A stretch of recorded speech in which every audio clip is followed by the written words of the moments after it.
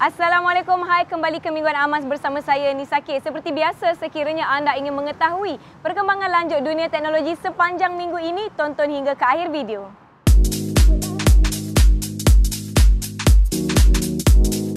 Berita minggu ini dimulakan dengan pelancaran peranti terbaru daripada Apple. Antara model yang diperkenalkan adalah iPhone 12 mini, iPhone 12, iPhone 12 Pro dan iPhone 12 Pro Max. Keempat-empat model ini dilengkapi rekaan panel sisi logam aluminium yang rata, dikuasakan chip Apple A14 Bionic, menyokong rangkaian 5G serta menggunakan skrin OLED. Untuk model iPhone 12 dan 12 mini, ia hadir dengan dui kamera 12 megapiksel dan pengecasan nirwayar 15 watt menerusi sambungan MagSafe. Membezakan peranti adalah saiz skrin 5.4 inci untuk iPhone 12 mini dan 6.1 inci untuk model iPhone 12. Di Malaysia, iPhone 12 mini boleh didapati pada harga bermula RM3,399, sementara iPhone 12 pula ditawarkan pada harga bermula RM3,899. Mengenai iPhone 12 Pro dan 12 Pro Max pula, kedua-dua peranti menyertakan tetapan 3 kamera 12 megapiksel, menyokong rakaman Apple Pro RAW dan zoom telefoto sehingga 4 kali. Dari segi skrin, iPhone 12 Pro dilengkapi skrin bersaiz 6.1 inci, sementara versi Max pula menggunakan skrin 6.7 inci. Bagi yang berminat, iPhone 12 Pro dijual pada harga bermula RM4,899, manakala iPhone 12 Pro Max pula dijual pada harga bermula RM5,299. Selain penawaran siri iPhone 12, Apple kini hadir dengan kemaskini harga untuk peranti iPhone SE, iPhone XR dan iPhone 11. Untuk model SE, ia kini boleh didapati pada harga bermula RM1,999. Sementara model iPhone XR pula ditawarkan pada harga bermula RM2,399 dan iPhone 11 pada harga bermula RM2,899. Bersama-sama dengan pengenalan ini juga, Apple turut mengumumkan mereka tidak akan menyertakan pengecas dan fon telinga bersama-sama pembelian iPhone baru. Namun jenama ini dilihat menawarkan siri iPhone 12 bersama fon telinga earpods dalam kotak untuk negara Perancis. Sementara untuk kepala penyesuai boleh didapati secara berasingan pada harga RM99. Jenama ini turut menawarkan beberapa aksesori baharu di bawah jenama MagSafe. Antara yang ditawarkan adalah penawaran kerangka luaran tambahan untuk siri iPhone 12 yang ditawarkan pada harga bermula RM219, sebuah kerangka berupa dompet berharga RM269 dan juga kabel pengecas nirwayar berharga RM179. Apple juga dilihat hadir dengan fon telinga nirwayar yang dinamakan Beats Flex. Ia hadir dengan ketahanan bateri sehingga 12 jam selain membawakan sambungan berasaskan USB-C untuk pengecasan. Di Malaysia, ia dijual pada harga RM219. Seterusnya, Apple Watch Series 6 kini boleh didapati pada harga bermula RM1,749. Sementara itu, Apple Watch SE pula dijual pada harga bermula RM1,199. Speaker pintar Apple HomePod Mini juga kini rasmi. Ia menyertakan chip Apple S5 untuk fungsi pintar, chip Apple U1 untuk fungsi hands-off. Walau bagaimanapun, ia dilihat tidak akan ditawarkan untuk pasaran tempatan.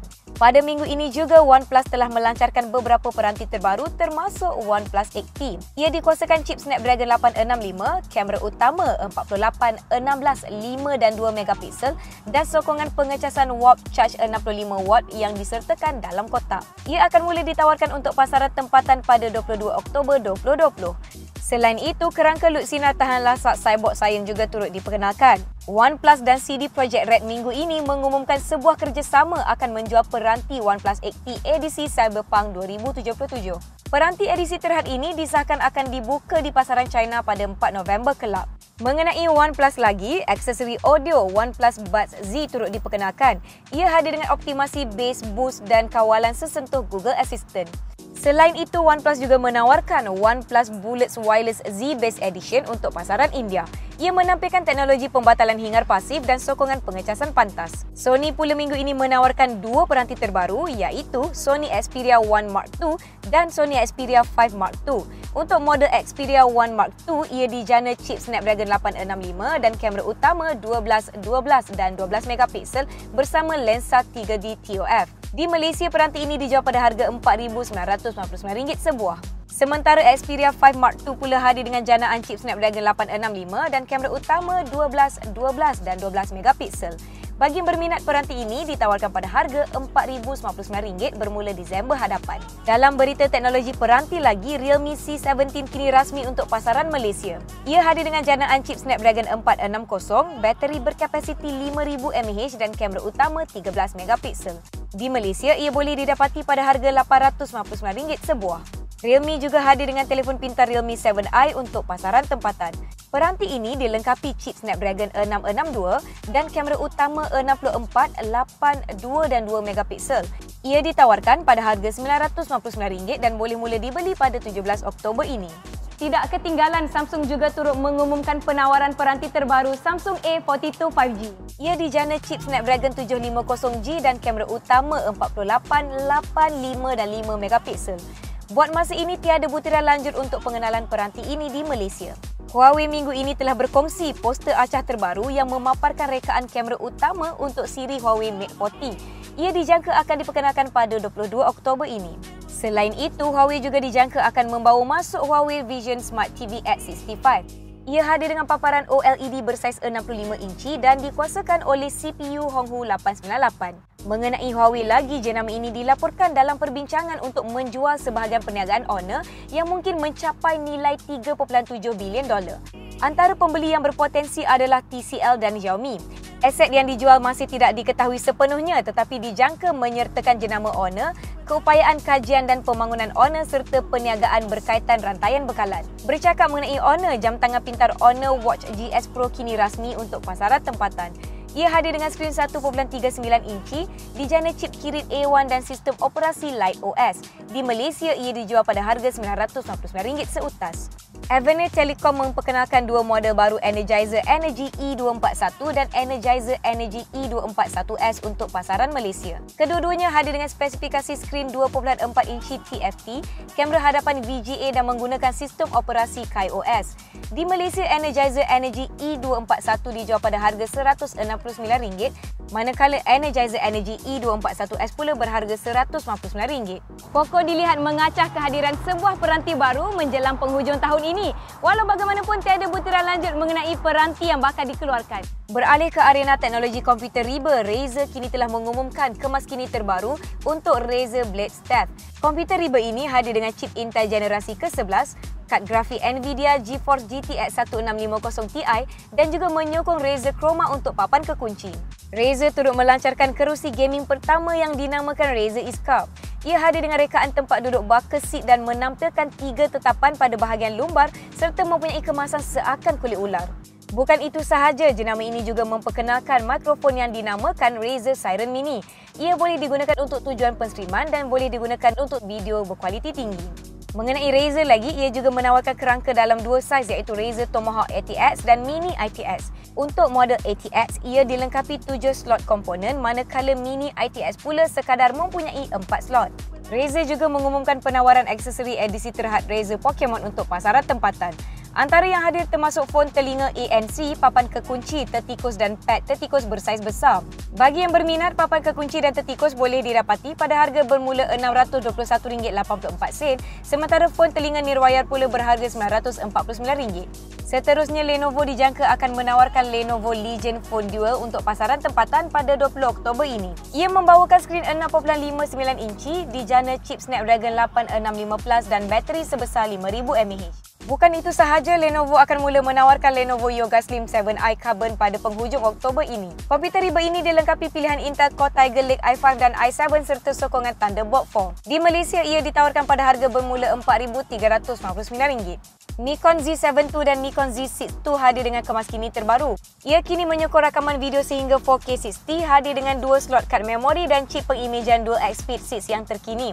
Kedua-dua kamera ini dilihat akan tiba di pasaran pada suku akhir tahun 2020. Dalam arena aplikasi dan perisian pula, chip Exynos 1080 dijangka akan diperkenalkan bagi menggantikan Exynos 980. Chip ini membawakan peningkatan memproses sebanyak 20% dan menyokong rangkaian 5G. PS5 minggu ini memperlihatkan antara muka baharu dengan resolusi 4K serta sokongan HDR. Selain itu, mereka juga memperlihatkan cara baharu pemain akan mengakses permainan melalui skrin utama. Seterusnya, Pac-Man Geo boleh dimuat turun di iOS dan juga Android. Permainan ini menggunakan peta-peta dunia yang sebenar selain menawarkan peta permainan yang berbeza-beza mengikut lokasi. Facebook pula mengumumkan pengharaman periklanan yang berbentuk anti-vaksin. Polisi ini tidak tertakluk kepada perkongsian biasa pada laman sosial berkenaan dan hanya untuk perkongsian berbentuk pengiklanan sahaja. Seterusnya, Facebook telah mengemaskini antara muka untuk perkhidmatan Facebook Messenger. Melaluinya, ia kini menerima logo yang ceria dan berwarna-warni dengan corak seumpama Instagram. Instagram kini memperlihatkan susunan arkib Instagram Stories mengikut kalender bulanan. Bukan itu sahaja, ia turut menambah ciri peta mengikut lokasi Stories tersebut dikongsikan. Google minggu ini telah menambah integrasi Google Maps pada Google Calendar dengan versi hampir penuh di panel sisi. Apabila Google Maps ini dibuka, ia akan memaparkan dalam bentuk three-pane view yang mana peta di atas dan bawah adalah kawalan tambahan. Google Assistant kini boleh mengecam lagu yang ingin anda cari dengan hanya mendengungkan iramanya. Pengguna perlu memberi arahan What's this song atau menekan pilihan Search a song dan kemudian mendengungkan irama di antara 10 hingga 15 saat. Di Android, ciri ini disokong oleh 20 bahasa tetapi iOS hanya menyokong bahasa Inggeris sahaja pada waktu ini. Google juga sedang mengintegrasikan ciri membeli belah terus pada YouTube. Dengan ini, penerbit video boleh menyertakan pautan terus pada video untuk melakukan pembelian. Zoom pula akan mengimplementasi ciri penyulitan awam GCM untuk semua pengguna bermula minggu hadapan. Dengan ini, hos telesidang akan menjana kekunci sulit ini dan memberinya kepada peserta-peserta lain. Ia akan dilakukan secara berperingkat sebanyak 4 fasa. Snapchat hadir dengan fungsi terbaru seakan TikTok yang dikenali sebagai Sounds. Melaluinya, pengguna boleh memainkan muzik menerusi platform-platform penstreaman menerusi pautan playlist song. Buat masa ini, ciri ini hanya terhad kepada pengguna iOS sahaja. Selain itu, Yahoo mengumumkan akan menamatkan perkhidmatan Yahoo Groups pada 15 Disember 2020. Dengan ini, pengguna Yahoo Groups kini tidak lagi boleh membuat kumpulan baru pada perkhidmatan berkenaan. Netflix pula tidak lagi menawarkan akses percuma selama 30 hari untuk pengguna baharu. Namun, pengguna baru akan menerima diskaun 50% untuk 2 bulan pertama langganan. Dalam berita teknologi global, penyelidikan dari Flinders University mendapati semakin ramai manusia mempunyai arteri ketiga pada bahagian tangan. Buat masa ini, saintis tidak mengetahui mengapa semakin ramai manusia mempunyai arteri ketiga pada tangan, tetapi ia adalah bukti evolusi mikro yang sedang berlaku. Hadiah Nobel untuk fiziologi atau perubatan tahun ini telah dianugerahkan kepada Harvey Alter, Michael Hutton dan Charles Rice. Ketiga-tiga saintis ini menemui rawatan untuk virus hepatitis C. Kerajaan Singapura memperkenalkan undang-undang baru untuk penjualan penghala Wi-Fi melalui Infocom Media Development Authority (IMDA). Dengan ini, setiap penghala yang dijual perlu mempunyai kata laluan unik selain hadir dengan tetapan kemaskini automatik. Ia akan berkuat kuasa bermula 13 April 2021 kelak. Sekitar 8 negara iaitu Amerika Syarikat, Australia, Emirat Arab Bersatu, Itali, Jepun, Kanada, Luxembourg dan United Kingdom telah menandatangani perjanjian Artemis untuk kerjasama di angkasa lepas. Ia bertujuan keamanan sahaja selain menyediakan bantuan kecemasan kepada angkasawan apabila diperlukan. SpaceX akan menghasilkan satu roket dengan kapasiti 80 tan iaitu bersamaan dengan kemampuan pesawat kargo Boeing C-17.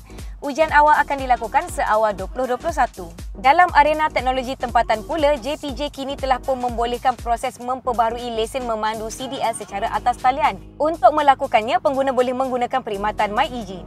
SKMM pula berkongsi Malaysia mempunyai sekitar 28.7 juta pengguna internet. Bukan itu sahaja, sekitar 78.4% pengguna internet di Malaysia menghabiskan masa antara sejam ke 12 jam sehari secara atas talian, sementara 16.6 juta pengguna terlibat dalam arena e-dagang untuk pembelian. Berikutan hal ini, SKMM turut menekankan hak pengguna untuk mendapatkan kualiti perkhidmatan telekomunikasi terbaik berdasarkan apa yang dilanggan. Dengan ini, pengguna turut berhak menamatkan kontrak tertakluk kepada terma dan syarat kontrak yang ditetapkan. Selain itu, SKMM juga mengingatkan rakyat Malaysia supaya tidak menyalahgunakan media sosial seperti menyebarkan kandungan berbentuk kecaman. Sebarang perkongsian atau penyebaran kandungan berbentuk palsu dan mengancam adalah salah satu kesalahan di bawah Seksyen 233 Akta Komunikasi dan Multimedia 1948. Ia boleh didenda maksimum RM50,000 atau penjara setahun atau kedua-duanya.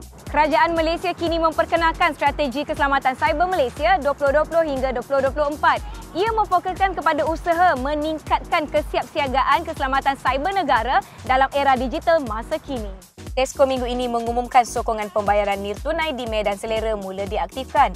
Antara dompet digital yang disokong adalah Boost, GrabPay, Tachengo dan Maybank QR Pay. Menurut laporan dari Nikkei Asia, Astro akan melancarkan perkhidmatan penstreaman mereka pada tahun 2021. Ia akan menawarkan kombinasi kandungan terbitan sendiri dan juga dari perkhidmatan lain. Akhir sekali, KTMB kelak akan menggunakan topi keledar pengimbas suhu untuk menyemak suhu penumpang. Langkah ini bagi memudahkan lagi urusan imbasan dilakukan secara rawak dari semasa ke semasa. Buat masa ini, ia masih lagi di peringkat percubaan. Sekian rangkuman ringkas daripada kami di Amaz. Jangan lupa layari laman amaz.my untuk pelbagai lagi berita lanjut dan artikel menarik serta langgani saluran YouTube kami. Saya Nisa K untuk Amaz. Yosh!